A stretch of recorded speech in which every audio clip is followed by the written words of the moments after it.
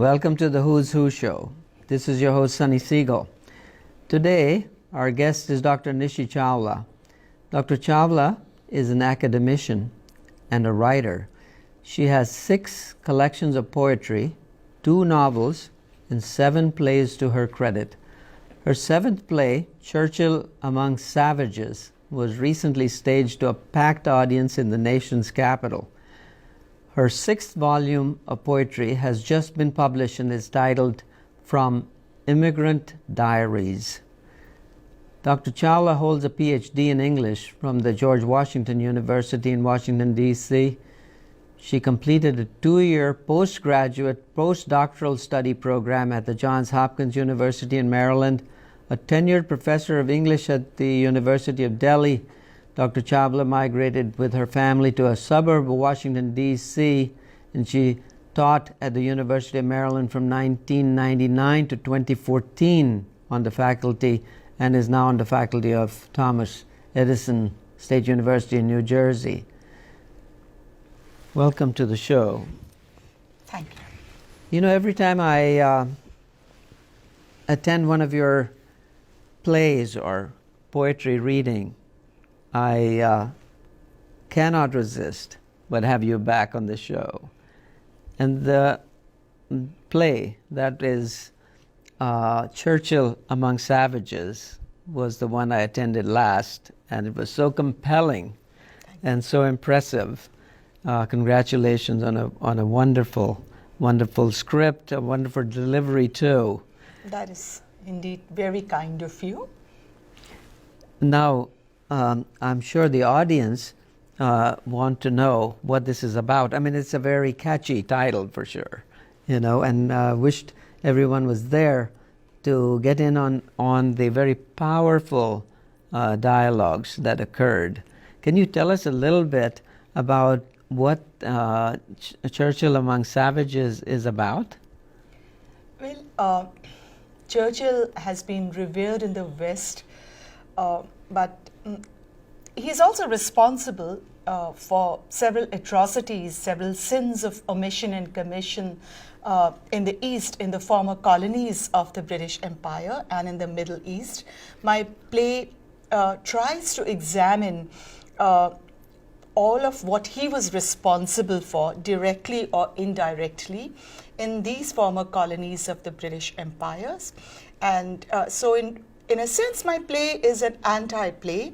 It is a disruptive kind of theater where I'm trying to build a visual montage, and I'm trying to disrupt audiences' expectations, the expectations of what traditional theater should be or is perceived as, and also the thematic message of my play. Yes, and so in the settings, the setting was, you said, the East. Yes. And it seemed to me that it was actually on many continents and had the overtones of power, you know, the British Empire, making a difference in the way history shaped during that time. And of course, Winston Churchill was the change agent, and he executed it so well. Yes, it has been extensively documented and researched, and so after researching and reading all that has been written about Churchill's role in the East, I sat back and thought to myself, okay, what do I want to convey? So, and as a playwright, I'm not, of course, I do not have an ideological agenda or a political motive in kind of exposing whatever Churchill was responsible for in the East, but I did kind of, so as a playwright, I'm not in any way disseminating any kind of political propaganda, but I'm simply kind of examining, and in a very open-ended manner, whatever Churchill and the British Empire was responsible for.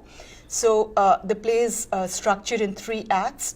The first act is set in Africa, the second act is set in India, and the third act is set in the Middle East. all these places where Mr. Churchill influenced history Absolutely. and made history. Absolutely, he did, yes.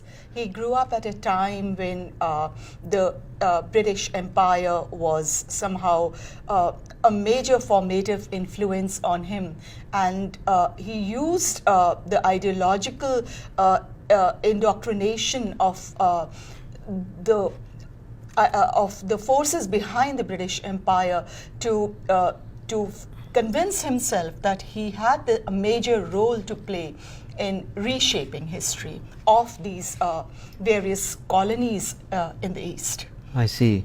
And of course, the scene in India pitches him, so to speak, against the likes of Mahatma Gandhi. Yes, and it is well known, it's a well recognized fact that he called Indians a beastly people with a beastly religion. In an age of political correctness, you can take his words for whatever you want them to be and however they sound. He also called Gandhi a half-naked fakir who should be stripped and laid down on the streets of New Delhi and handcuffed and be trampled down upon by elephants. Now, this is not I who is suggesting all of it. This is recorded history. So. And very similar dialogues seem to occur in Africa and in the Middle East with the leaders there. I do use the techniques of satire and irony to make a kind of subtle examination of Churchill's, I would say perpetrated atrocities, or I would also like to call them sins of omission and commission within these former colonies. Mm-hmm. Is there any particular line that you can share? Perhaps something Mahatma Gandhi said to Mr. Churchill, or vice versa? Or at least the essence of one?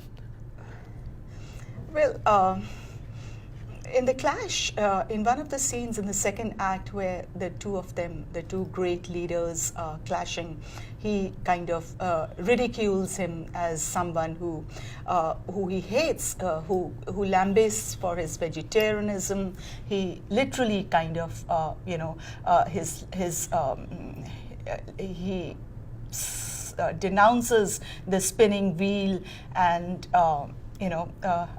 so these are kind of dialogues that I really don't know. It's like, an altered state of consciousness in which I as a writer, am kind of, working upon. And so the clash does kind of, bring out certain deep insights into the personalities of Mahatma Gandhi as well as Churchill. I didn't want to show Gandhi as the all-glorified person, as holier than thou, or in his, in aspects of sainthood, and demonize Churchill. Mm-hmm. I just kind of, I had to step back as the writer and the playwright and, make them engage in a dialogue where certain observations, insights are forced into the minds of the audience. So this is the role of the playwright, the writer. How does a playwright push his or her audience to think beyond what is being witnessed, what is being seen on the stage? The bigger meaning, the larger meaning of things, yes, that are being put, that implications of, yes, what has been unfolded in recorded history. Mm-hmm. Now, the individual who played Churchill, yes, spoke so eloquently, flawlessly delivered the script, but it was very lengthy. I mean, at one point I thought it would be humanly impossible for someone to talk on and deliver the script so about masterfully. 90 pages, absolutely. The Churchill's script alone was 90 pages. Yes, we had to cut it down. I, as a director, as a writer, had to literally edit it. But it was a gargantuan task which he accepted. And it was, age catches up on all of us, and how he was able to memorize his own dialogues was definitely a challenging task. He looked like Churchill, and he definitely, the way he enunciated was just marvelous. And finally, we were able to reach a point just about 2 weeks before the show actually was staged. He was there, and he had kind of arrived. He had as assumed Mr. that Churchill. persona, right? Yes, And absolutely. just 2 weeks before. Yes. Yes. A So, very challenging task indeed, to memorize about 80 pages of dialogue. and for you to actually write or to script it, right? Yes, Yes, that's yes, huge. And do that's- you spend hours and hours, days and weeks, months researching these facts? Yes, absolutely, yes. If it's a history play, it's based on a historical theme, then one has to do a lot of extensive research. But as a playwright, you need that creative license to be able to step in and say, what is my message? What is it that I'm trying to convey thematically through my play? So that creative license is definitely there. And when it comes, it's kind of an implosion within oneself as a writer. And later, as I step back and I say, hey, did I actually write those dialogues? They were when the actors were rehearsing. So it's a very interesting journey and process. So some people, many people, are very intrigued by what this play is about and how it was beautifully rendered. And so we're going to try to insert, a short clip, even though I believe that there'll be future showings of this We play, do hope to have, right? yes, a few performances, and also take it to India. There are two well-noted theatre directors in India who have accepted the script, who are very excited to embark on this journey of staging it where it should rightfully, have been staged in the first place. That is in New Delhi, in India, Hyderabad, perhaps. You actually directed this play. I did. Was this your first, the first play you directed? Meaning something you authored and Yes. directed. Yes. I see. I have directed two plays, yes, when I lived in India. I see. But this was, yes. Ones that you authored and Yes, directed absolutely, yourself. Yes, I see. I write my own plays, and yes, of course. And this was a very challenging journey for me. I enjoyed it, absolutely. And something of this quality could be on the big stage, if you know what I mean. Hope so. Let's use an example. A big stage in my mind could be the Kennedy Center, as an example, in Washington, D.C. Have you considered that possibility? And I don't know how that process works, but it certainly, for my part, is worthy. Thank you very much. Thank you if you think this play deserves that honor to be staged. We have considered staging it at the Family Theatre in Washington, at the Kennedy Center, but then, staging every performance requires a lot of funding, and we are looking into those resources.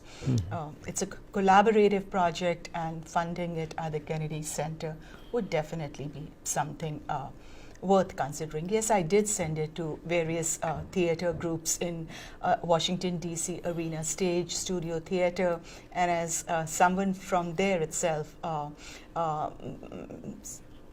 put it or worded it, phrased it as, maybe Nishi Chawla is too ahead of her times, or maybe the United States and the West is just not ready to accept any criticism of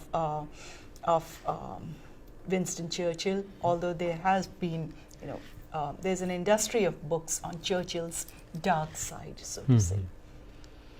And very briefly, are you working on other wonderful works of art? poetry or Yes, or yes, book, perhaps a yes. play. Definitely, yes.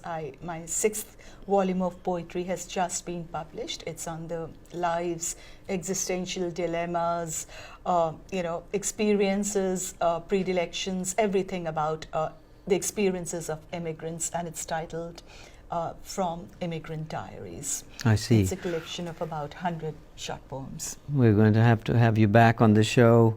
Thank you. Well, thank you for being here today. Thank you. This is Thank your you host, so Sunny much. Siegel, signing off on the Who's Who Show. Hope to see you next 2 months at the same place and the same time.